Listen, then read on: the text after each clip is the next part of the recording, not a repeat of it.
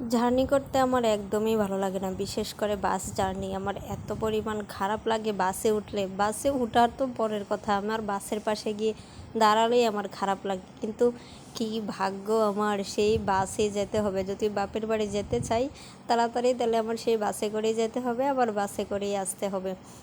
কিছু করার নেই, কত কষ্ট করে সহ্য করে যে আসি আমি সারাটা রাত, সেটা আমি একমাত্র জানি। তো বাড়ি চলে আসবো, বাস স্ট্যান্ডে চলে আসলাম। এসে গিয়ে টিকিট কাউন্টারে যাচ্ছি আমার টিকিটটা নেওয়ার জন্য। আগে থেকেই অনলাইনে টিকিট বুকিং করে নিয়েছিলাম, তো আজকে এসে টিকিটটা নিয়ে নিলাম। নিয়ে এই যে আমাদের বাসও চলে আসছে, এবার বাসে ওঠার পালা। তো আমার ছেলে বাসে উঠি ওর নানাকে, আপাকে, সবাইকে টাটা দিচ্ছে। যতক্ষণ বাস ছাড়েনি ও ততক্ষণ টাটা দিয়েই যাচ্ছে। একবার টাটা দেয়, আল্লাহ হাফেজ, আমাদের বাড়ি যাইও, ফ্লাইং কিস দিচ্ছে। আবার বলতেছে, আম্মু কান্না করতেছে বলে বলতেছে, আপা তুমি কান্না করে না, আমি আবার তাড়াতাড়ি চলে আসবো। ছেলের কারণে থাকতে পারলাম না বেশি, নয়তো আরও কিছুদিন থাকার ইচ্ছে ছিল। ছেলে একদম অস্থির হয়ে গেছে, বাপের কাছে চলে আসবে। সব সময় শুধু কান্না করবে আর বলবে, মাম্মা চলো না বাড়ি চলে যাই, পাপার কাছে চলে যাই। ও পাপার কথা হয়তো ভীষণ মনে পড়তেছিল। তো দেখতে দেখতে আমাদের বাসও ছেড়ে দিল। এবার শুধু আমি বাসে বসে বসে অপেক্ষা করতেছি, কখন রাতটা পার হবে, কখন গিয়ে আমি বাস থেকে নামবো, নামলে একটু শান্তি লাগবে। এবার আমার ছেলেও বাসে অনেক কষ্ট পাইছে, ওরও হয়তো ভালো লাগেনি। একটু পরপর বলতেছে, মাম্মা চলো বাস থেকে নেমে যাই, নেমে আমরা হেঁটে হেঁটে বাড়ি যাই, আমার জুতা নিয়ে আমার ছাতা নিয়ে চলো আমরা হেঁটে হেঁটে বাড়ি যাই।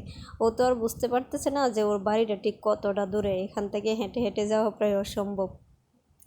তো বাসে উঠে ও ওর মতো বকবক করতেছে, এটা দাও ওটা কিনে দাও, কত কিছু গল্প করতেছে।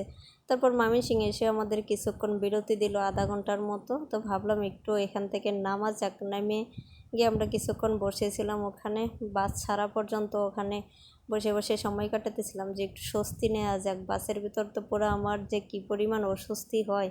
তো আবার বাসে উঠে গেলাম, বাস এবার ছেড়ে দিল।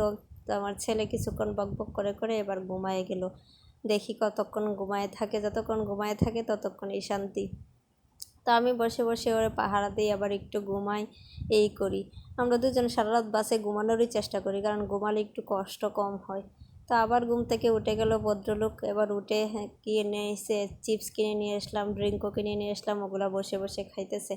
তো আমরা প্রায় যশোরে চলেই আসলাম, আর ভোর ভোর হয়ে যাচ্ছে, রাত্রে প্রায় তখন 4:30টার মতো বাজে।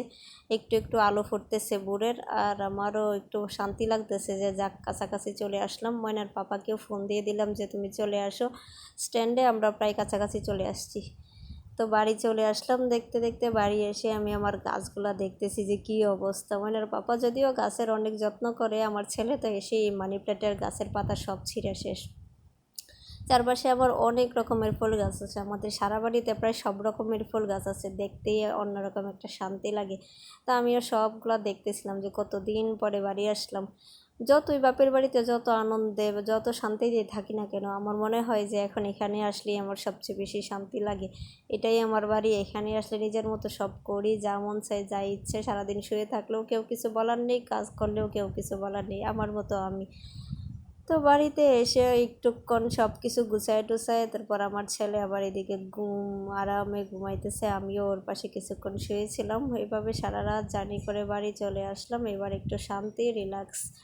কতক্ষণ যে আমার ভিতরে এই গন্ধটা থাকবে আল্লাহই জানে, আমার একটুও ভালো লাগে না এই বাস জার্নি করতে।